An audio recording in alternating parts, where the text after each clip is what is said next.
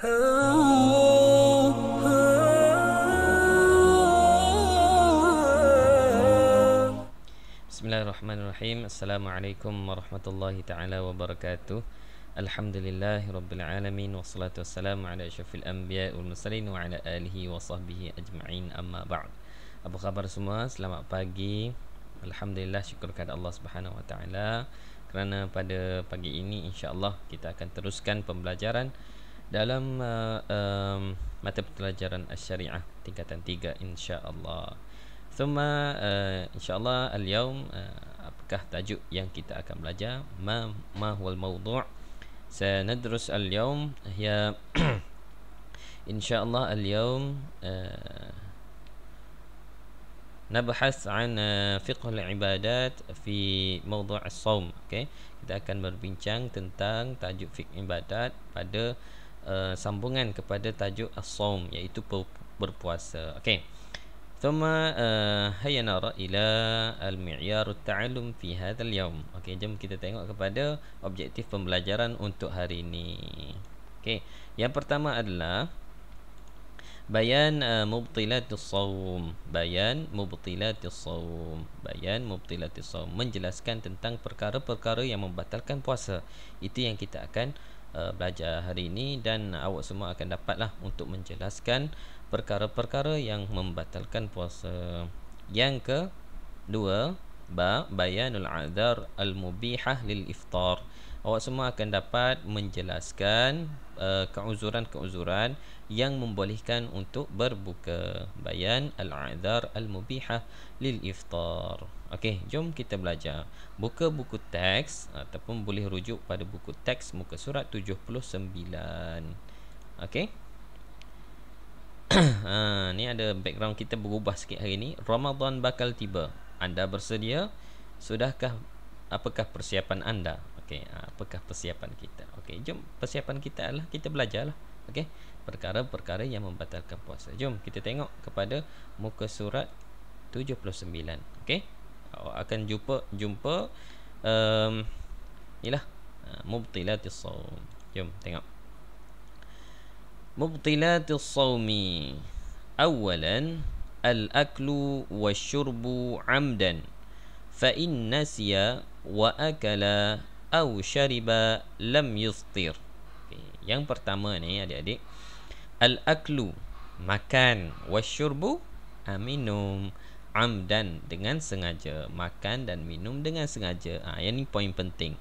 Kalau nak buat nota pun yang ni sudah mencukupi. Fa in nasiya, sekiranya nasiya apa? Bukan nasi di sini. Nasiya adalah lupa, sekiranya terlupa ataupun seseorang itu lupa. Wa akala, dia makan dalam keadaan lupalah. Dan dia makan, dia lupa tapi dia makan. Au syariba, ataupun dia minum tanpa tanpa dalam keadaan sedar ataupun dia tidak tersedar ataupun dia lupa, lam yuftir, maka tidak batal. Ni semua kita tahu dah sebenarnya. Okey, makan dan minum dengan sengaja, kalau terlupa tidak batal. Okey, yang kedua, wusulu ainin ilal jawfi min manfadhin maftuh. Wusul, memasukkan sesuatu. Wusul, memasukkan sesuatu, ainin, sesuatu, ila, kepada ataupun ke, al-jawf, ke dalam rongga. Masukkan sesuatu ke dalam rongga. Min manfadhin maftuh, ke dalam rongga yang terbuka. Manfadhin maftuh ni dia panggil rongga terbuka. Okey, cuba tengok kepada sebelah ni ada ma'ani kalimat. Manfadhin maksudnya rongga. Okey, al-jawf ni pun rongga juga. Al-jawf, cumanya al-jawf ni lebih kepada rongga yang dalam mulut ni sampai ke dalam perut ni. Itu dipanggil al-jawf. Okey, manfadhin maftuh ni rongga-rongga yang terbuka, termasuk rongga hidung, rongga ni, telinga dan sebagainya. Okey, sebab apa Ustaz kata macam tu? Jom kita tengok maklumat tuhimmuka, maklumat penting untuk diketahui oleh anda. Al-jawful maftuh inda Syafi'iyah huwa, rongga yang terbuka di sisi mazhab Syafi'i adalah al-fammu. Apa makna al-fammu? Al-fammu mulut. Okey, ni rongga yang pertama. Wal anfu. Okey, wal anfu apa? hidung. Okey, ni hidung. Wal udhunu, telinga. Okey. Wal qubulu. Qubul yang mana? Qubul ni rongga yang depan, bahagian depan. Okey. Alat sulit bahagian depan. Wad dubur, okey, yang belakang. Okey. Wa ammal ain, adapun mata ni, ini rongga juga ke? Wa ammal ain falaysat manfadan maftuhan. Di sisi mazhab Syafi'i, laysat, tidak, bukan. Dia bukan rongga manfadan maftuh yang terbuka, bukan rongga yang terbuka. Wa in wujida ta'mu fil halqi, walaupun dia ada rasa bila kita masukkan sesuatu ke dalam mata kita ni, kita akan ada rasa pada bahagian tekak ni. Contohnya kita masukkan ubat mata kan. Ada setengah ubat mata tu bila kita masukkan dalam mata, titikkan dalam mata, dia akan jadi rasa pahit-pahit dekat tekak ni, dekat bahagian rongga ni. Okey. Walaupun kita rasa macam tu, tapi ini bukan manfadhin maftuh di sisi mazhab Syafi'i. Dia bukanlah rongga yang terbuka di sisi mazhab Syafi'i. Boleh faham? Kalau kita sakit mata, masa kita puasa, kita masukkan, kita titikkan ubat ubat mata tu, maka dia tidak membatalkan puasa. Itu di sisi mazhab Syafi'i. Okey? Boleh? Jom kita pindah kepada perkara yang membatalkan puasa yang ketiga, iaitu al-jima'u amdan. Al-jima'u amdan, bersetubuh dengan isteri dengan sengaja.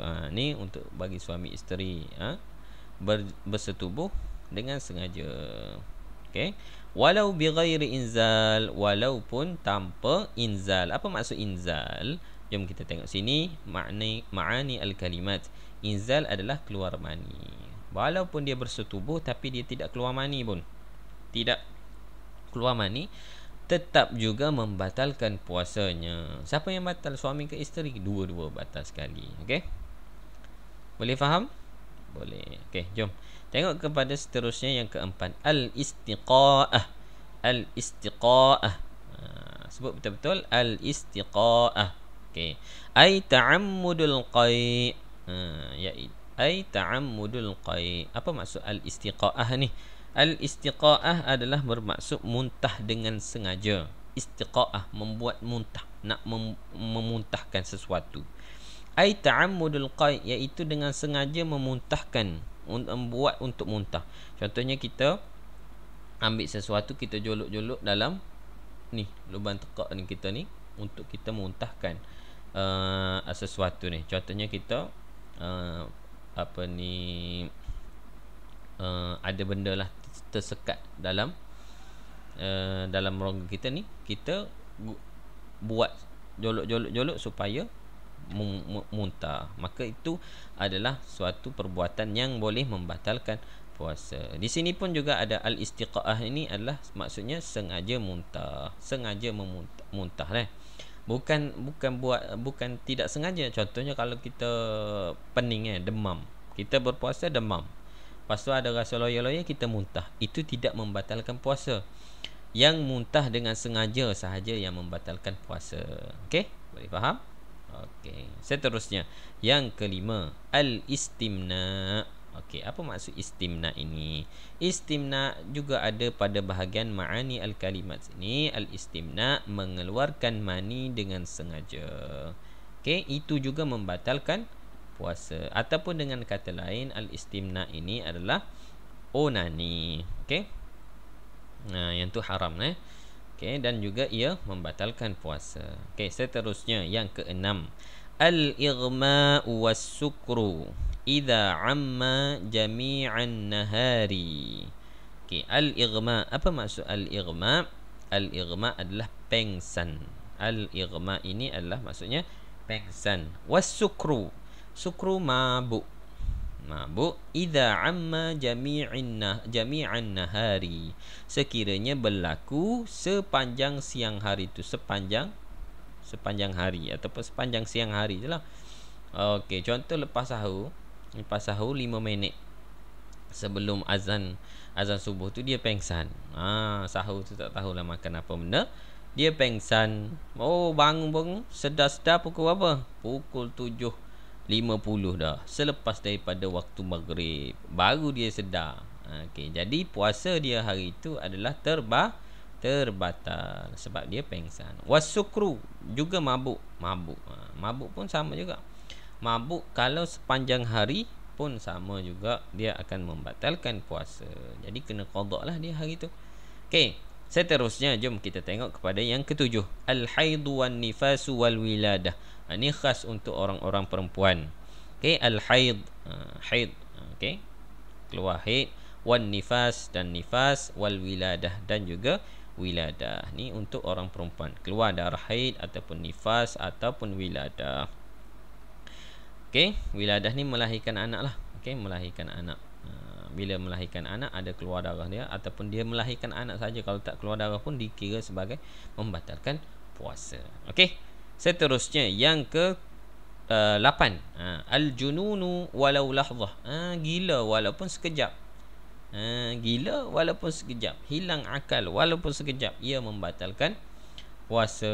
Contohnya kalau dia hari tu dia puasa, okey, elok je pagi tu dia ada jenis penyakit orang panggil apa ni, gila yang sekejap-sekejap ni.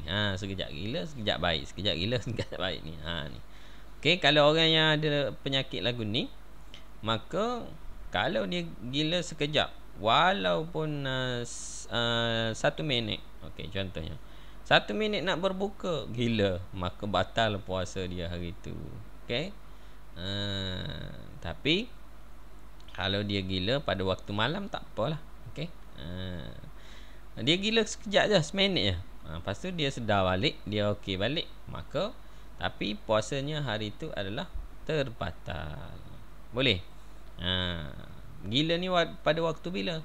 Pada waktu dia berpuasa lah. Okey.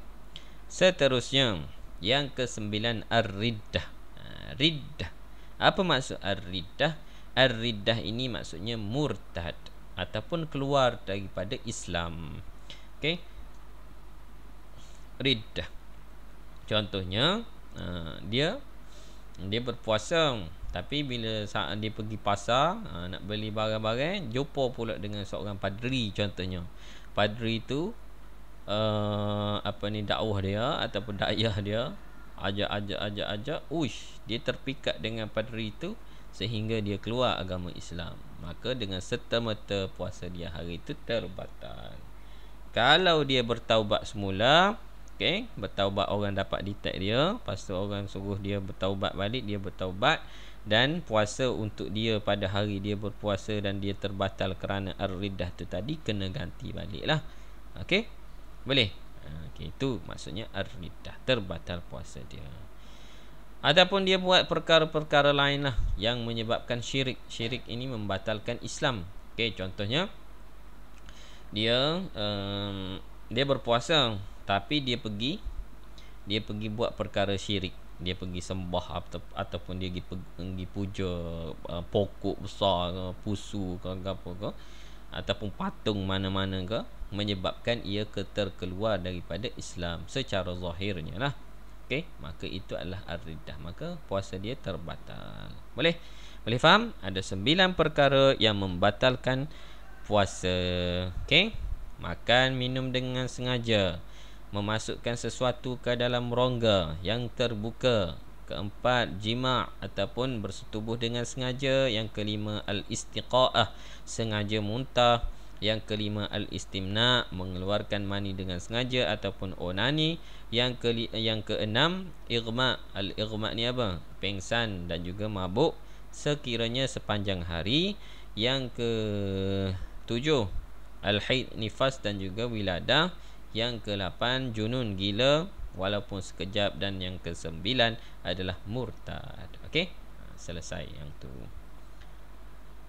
Okey, jom kita teruskan kepada al-a'dzar al-mubihah lil iftar, keuzuran-keuzuran yang membolehkan untuk kita berbuka, untuk orang yang berpuasa itu berbuka. Okey,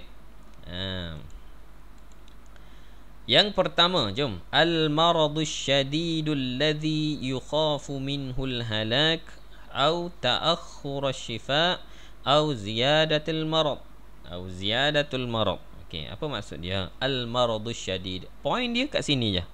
Okey, point dia sini sahaja. Al-maradus syadid, cukup saja. Okey, kalau nak buat nota pun salinan ni lah. Okey, al-maradus syadid pun cukup dah. Dalam periksa pun kalau dia tanya al-'adhar al-mubihah lil iftar, tulis al-maradus syadid pun cukup, sudah cukup. Okey, apa maksud al-maradus syadid? Tengok gambar ni. Dia buat apa? Orang yang sakit yang teruk lah, asyadid ni yang teruk ataupun yang sangat-sangat sakit lah. Alladhi yukhafu minhul halak, yang mana dia ditakuti sekiranya kalau dia tidak berbuka dia akan merosakkan banyak lagi. Al-halak, akan berlaku kerosakan ataupun kemudaratan sekiranya dia tidak berbuka. Au ta'akhur syifa, ataupun melewatkan kesembuhan. Kalau dia tak berbuka, kalau dia berpuasa lagi, makin lambatlah dia sembuh. Maka orang yang macam ni dia diharuskan untuk berbuka. Au ziyadatul marad, ataupun bertambah-tambah sakit dia kalau dia tidak makan ataupun minum, ataupun kalau dia berpuasa lah. Kalau dia berpuasa lagi sakit. Oleh kerana itu dia kena berbuka puasa. Contohnya orang yang sakit gastrik, gastrik kuat sangat sampai masuk wak dah tu, dia tak boleh tahan dah, teruk sangat dah, maka dia diharuskan berbuka. Kalau tidak, dia akan memudaratkan benda lain lagi. Bahaya gastrik ni. Kalau lama-lama tahan, kalau kita tak rawat dia, maka dia boleh jadi kanser usus. Tu yang menyebabkan orang yang gastrik kuat sangat ni, maka dia dibolehkan untuk berbuka. Tapi dia kena gantilah lepas tu. Bila dia sihat, dia okey, dia kena ganti puasa dia. Okey, nanti kita akan belajar untuk orang yang sakit, macam mana dia nak buat. Dia perlu ganti ke tidak, macam mana. Okey, nanti pada tajuk yang seterusnya, pada tajuk yang akan datang, iaitu al-qada' wal fidyah wal kaffarah. Yang tu kita akan belajar golongan-golongan yang macam mana, apa yang dia perlu buat, qada' ke, fidyah ke, kafarah. Okey, seterusnya jom kita tengok yang kedua. Golongan yang kedua yang boleh dia berpuasa sekiranya ada keuzuran dia adalah as-safarut tawil. As-safaru at-tawil, keuzuran musafir yang jauh. Ni pun sama, poin dia as-safarut tawil sahaja, musafir yang jauh. Alladhi la yaqillu 'anil marhalatain. Okey, dis'una samanuna au ila tis'una kilometer takriban. Okey, dia kata musafir yang jauh, iaitu tidak kurang daripada dua marhalah perjalanan dia tu. Musafir dia tu, jarak perjalanan dia tu mestilah lebih daripada ataupun tidak kurang daripada 80 hingga 90 kilometer. Okey, lebih kurang macam tu. Kalau kurang daripada 80 hingga 90 kilometer itu, maka dia tidak boleh berbuka puasa. Contohnya kita duduk dekat Pasir Putih, nak pergi Kota Baru, baru berapa kilometer, tak sampai pun 80 kilometer, maka dia tidak boleh berbuka. Dia tidak dikira sebagai musafir yang jauh. Okey, tapi kalau kita bergerak daripada Kota Baru pergi ke Gua Musang, berapa kilometer? Ada 100 kilometer contohnya. Okey, dah sampai lebih daripada 90 kilometer, maka dikira musafir yang jauh, maka dibolehkan untuk dia berbuka. Okey, sebab ada keuzuran di situ, ada kemudahan di situ. Okey, Allah Ta'ala memberikan kemudahan bagi orang yang bermusafir untuk berbuka puasa. Sebab apa? Sebab orang yang bermusafir ni dia ada kesusahan dia, nak keletihan dia guna tenaga yang banyak, apa semua tu yang menyebabkan kalau dia tidak berbuka mungkin dia dehydrate.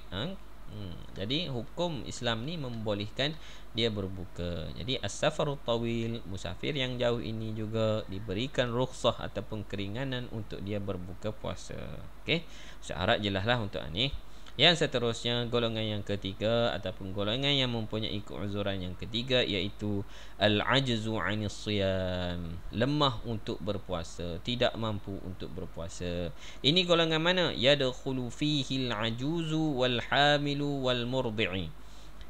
Termasuk dalam golongan ini adalah al-ajuz, orang yang lemah, seperti orang yang tua dah, tak mampu dah nak puasa. Kalau dia puasa juga dia pengsan, dah lah tak cukup zat apa semua dah. Tapi kalau berpuasa juga dia boleh pengsan, dia boleh mudarat yang banyak lagi lah. Okey, itu al-ajuz. Wal hamil, orang yang hamil, perempuan yang hamil. Ni pula kalau dia lemah, penat sangat, dia tak boleh nak berpuasa, maka diharuskan untuk dia berbuka. Orang yang hamil, kesian ibu-ibu yang hamil ni lah. Banyak tenaga dia guna, banyak dia hormon dia lagi apa semua tu yang berubah dan sebagainya, banyak apa ni kesusahan yang ditanggung ketika mengandungkan anak dia. Maka oleh sebab itu Islam meringankan dia dengan mengharuskan dia berbuka sekiranya tidak mampu untuk berpuasa. Dan yang ketiga golongan adalah al-murdi', orang yang menyusukan anak. Okey, perempuan yang menyusukan anak, ibu-ibu yang menyusukan anak. Okey, sebabnya bila dia menyusukan anak, dia mengurangkan nutrien-nutrien dia tu, tenaga-tenaga dia diserap oleh anak-anak yang dia susukan.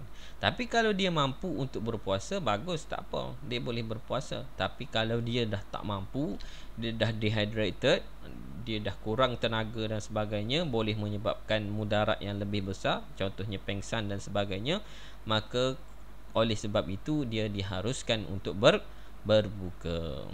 Okey, kalau dia berpuasa, anak pula lapar, anak pula tak dapat makanan, anak pula tak dapat menyusu. Oleh sebab itu dia kena makan, dia kena minum, dia tidak boleh berpuasa. Okey, boleh faham? Insya-Allah Ustaz rasa awak semua boleh faham apa yang kita belajar hari ini. Okey, masa pun dah lebih 20 minit. Insya-Allah Ustaz harap awak semua dapat murajaah lah untuk tajuk ini dan belajar dengan betul-betul lah. Okey, maksud yang untuk nota boleh salin, boleh tulis, dan insya-Allah Ustaz akan bagilah sikit panduan untuk awak tulis nota, insya-Allah. Wabillahi taufiq wal hidayah. Wassalamualaikum warahmatullahi taala wabarakatuh.